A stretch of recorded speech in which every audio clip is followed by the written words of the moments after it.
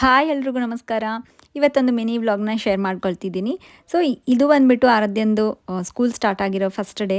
ನಿಮಗೆ ತಿಳಿಸಿದೆ, ನಾನು ಆರಾಧ್ಯನ ಸ್ಕೂಲ್ ಸ್ಟಾರ್ಟ್ ಆದಮೇಲೆ ನನ್ನ ವೆಯ್ಟ್ ಲಾಸ್ ಜರ್ನಿನ ಸ್ಟ್ರಿಕ್ಟಾಗಿ ಫಾಲೋ ಮಾಡ್ತೀನಿ, ಸೊ ದಟ್ ಹೊಸ ಚಾಲೆಂಜ್ನ ತೊಗೊತೀನಿ ಅಂತ.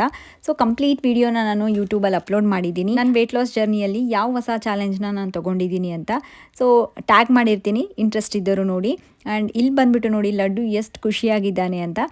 ಇವತ್ತು ಮಂಡೇ ಆಗಿರೋದ್ರಿಂದ ಮಾರ್ಕೆಟ್ ಇತ್ತು, ಸೊ ಮಾರ್ಕೆಟ್ಗೆ ಹೋಗಿ ವೆಜಿಟೇಬಲ್ಸ್ನೆಲ್ಲ ತೊಗೊಂಡು ಬಂದು ಬ್ರೇಕ್ಫಾಸ್ಟ್ ಎಲ್ಲ ಮುಗಿಸ್ಕೊಂಡು ಸೊ ಆರಾಧ್ಯಗೆ ಒಂದು ಲಂಚ್ ಬಾಕ್ಸ್ನ ಆರ್ಡ್ರ್ ಮಾಡಿದ್ದೆ ಅಮೆಝಾನಿಂದ. ತುಂಬಾ ಚೆನ್ನಾಗಿದೆ ಕ್ವಾಲಿಟಿ. ಇದ್ರ ಬಗ್ಗೆ ರಿವ್ಯೂ ಕೇಳ್ತಿದ್ದೀರಾ, ಖಂಡಿತ ವಿಡಿಯೋ ಅಪ್ಲೋಡ್ ಮಾಡ್ತೀನಿ.